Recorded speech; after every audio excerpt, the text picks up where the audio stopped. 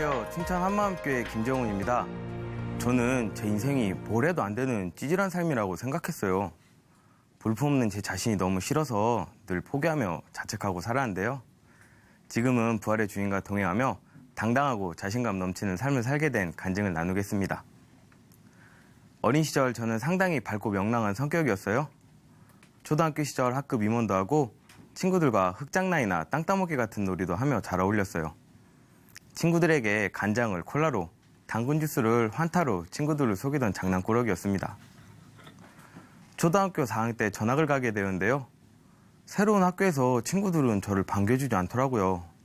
반응이 참 차가웠습니다.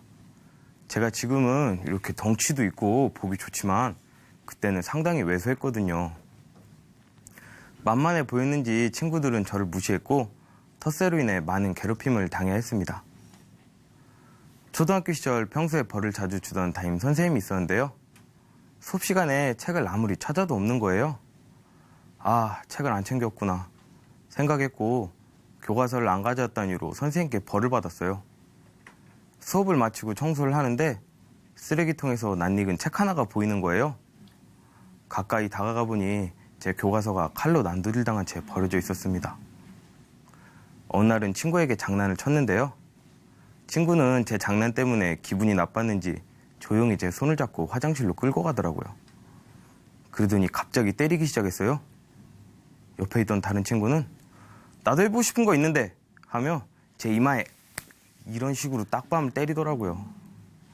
또 슈퍼나 문방구에서 물건을 훔쳐오라고 도둑질을 시키는 등 심하게 괴롭힘을 당해야 했습니다. 그때 아이들이 저를 놀릴 때 쓰던 표현이 김정훈, 넌 안 돼. 넌 김정훈이잖아. 였는데요. 그 말을 들을 때면 너무 서럽더라고요. 하도 많이 괴롭힘을 당하다 보니 난 뭘 해도 안 되는구나. 항상 의기소침해졌고 사람을 두려워하게 되었습니다.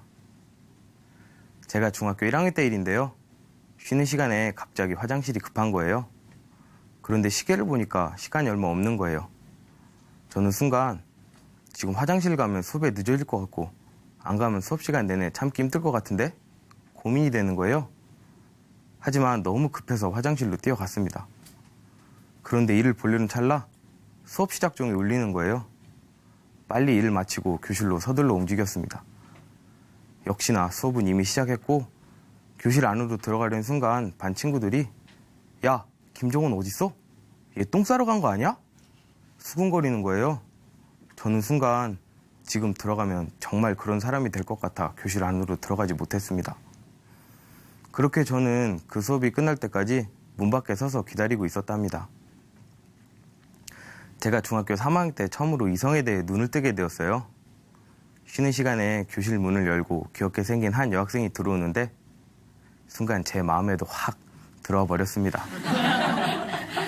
그렇게 첫눈에 반해 좋아하게 된 여학생을 3, 4년 동안 따라다니게 되었어요. 마음으로는 늘 고백하고 싶었지만 내가 고백하면 받아줄까? 나 같은 찌질인 당연히 차이겠지? 하는 생각에 늘 멀리서만 바라보고 있었어요. 그런데 저와 친하게 지냈던 친구가 어느 순간부터 저를 피하기 시작하는 거예요. 저는 내가 뭘 잘못했나? 답답해하며 가슴을 졸이고 있었는데요.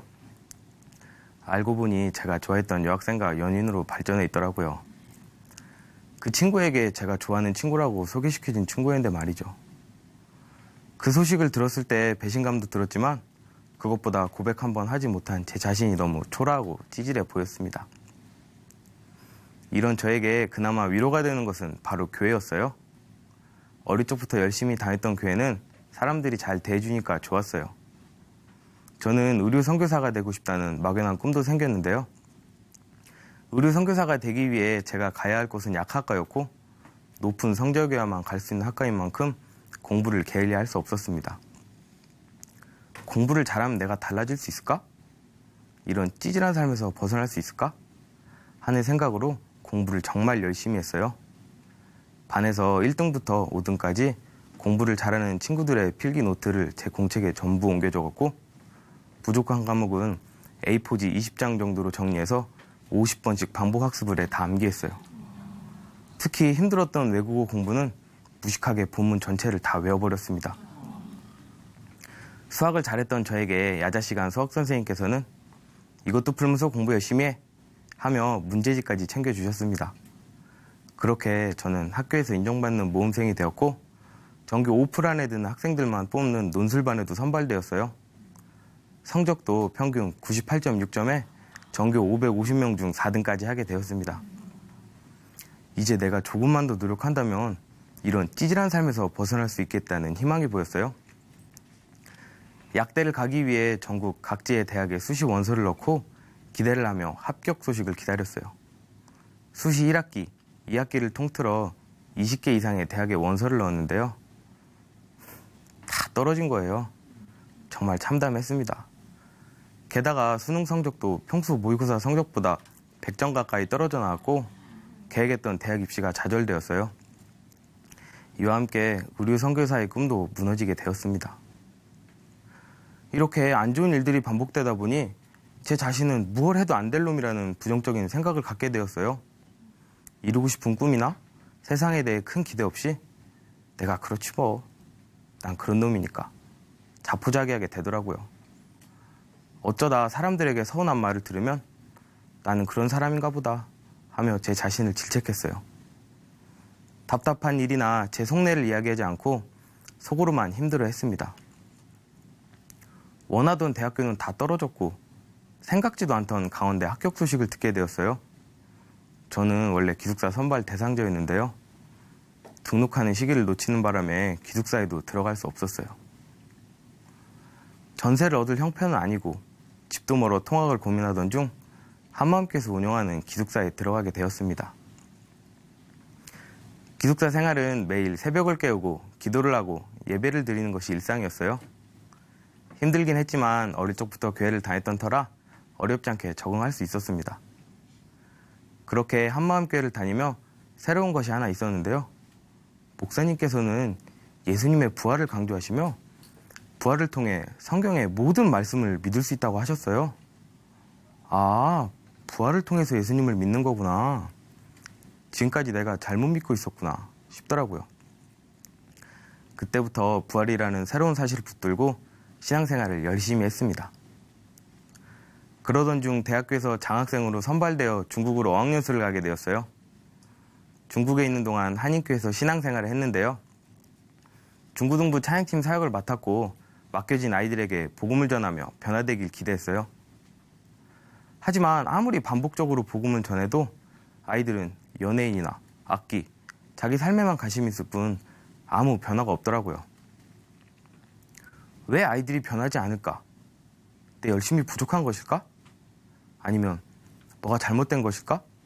생각했고 그때부터 복음에 대해 진지하게 고민하게 되었어요. 하지만 고민이 풀리지 않은 채 어학연수를 마치고 한국으로 돌아오게 되었어요.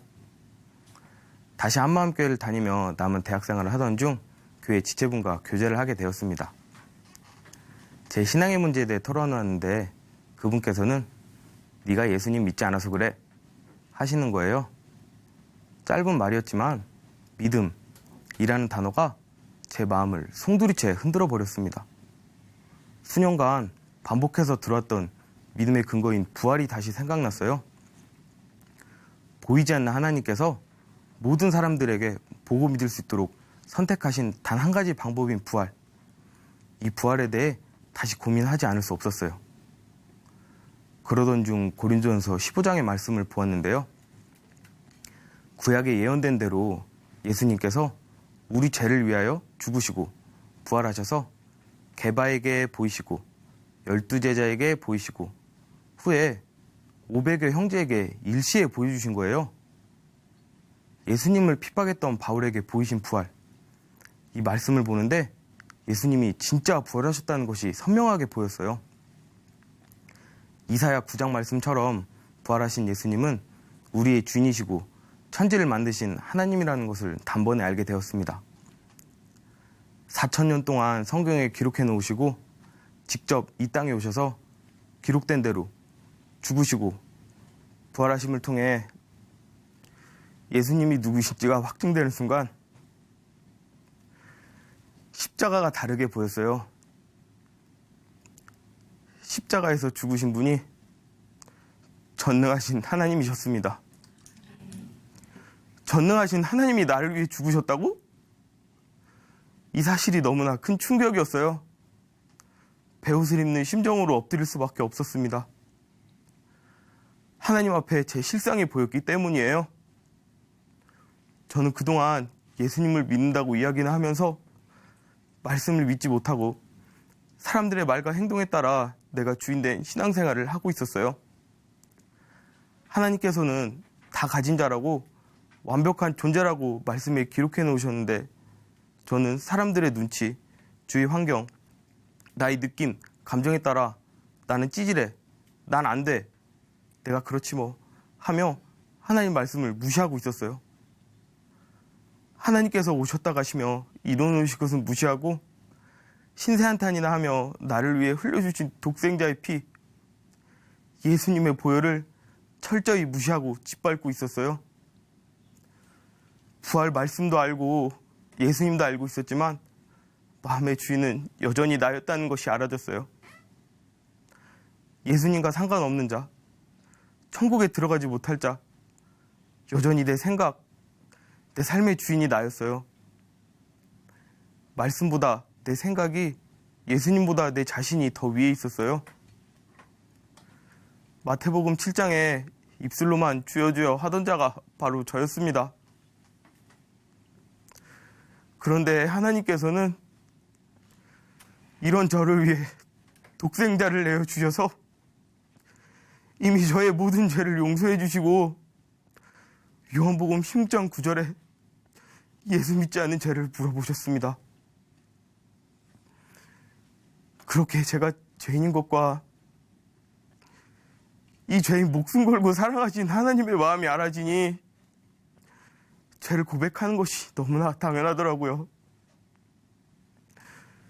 지옥 가는 것이 마땅한 죄인에게 회개하라는 하나님의 말씀은 사랑한다 저구나 하시는 것 같았어요. 씻을 수 없는 죄를 범한 죄인, 용서받을 수 있는 기회를 주셔서 감사합니다 하며 예수님 믿지 않는 죄를 회개하고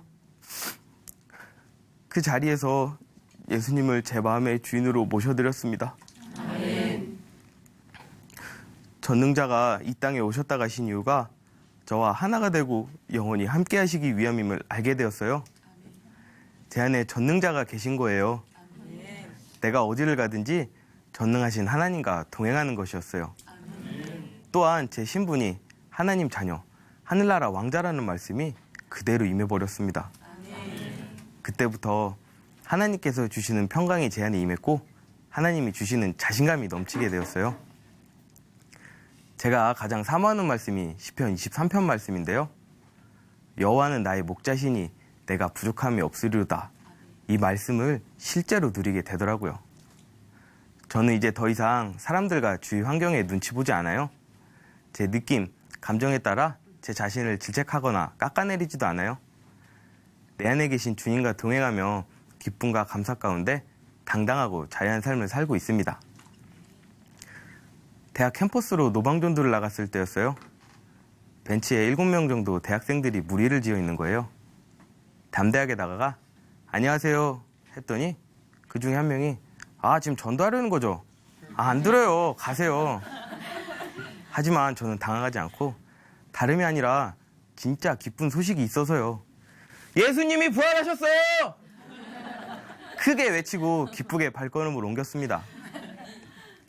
벤치에 앉아있는 사람, 캠퍼스를 걸어다니는 사람을 붙잡고 예수님의 부활을 전했어요. 말씀을 잘 들어준 사람도 있고 전혀 듣지 않거나 당황하며 도망치는 사람들도 있었어요. 하지만 굴하지 않고 기쁘게 복음을 전하는 제 자신이 너무 대견했습니다. 무엇보다 당당하고 자유한 삶을 사는 제 자신을 하나님 아버지께서 얼마나 기뻐하실까 생각하니 마음이 뭉클하더라고요. 아들을 내어주셔서 진리로 자유하게 하신 은혜에 너무나 감사했습니다. 저는 3년간 장교로 군 복무를 했는데요. 그때 말년 병장이 부대에 가지고 오면 안 될 물품을 가지고 온 거예요. 그런데 그것이 선배 장교님 귀에 들어가게 되었고 소대장이었던 제가 혼이나 했습니다. 야, 개념이 있냐 없냐? 병력 관리 똑바로 안 해? 하며 대원들 앞에서 저에게 모욕을 주었어요. 이전 같았으면 주눅 들고 억울한 마음에 내가 그렇지 뭐 자책했었을 텐데요. 예수님이 저와 함께 하시니 책임감을 가지고 더욱 잘해야겠다는 마음을 갖게 되더라고요. 충성 열심히 하겠습니다. 또 그때 부대에는 관심병사가 한 명 있었는데요.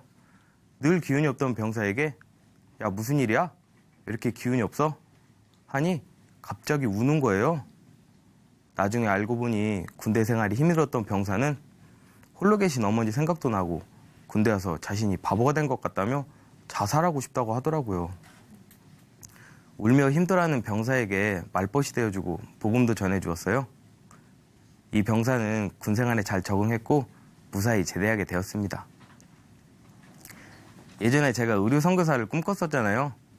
하지만 약대를 떨어지면서 실패했다고 생각했는데 그게 아니더라고요. 예수님을 주인으로 믿고 선교에 대한 관점이 바뀌게 되었는데요.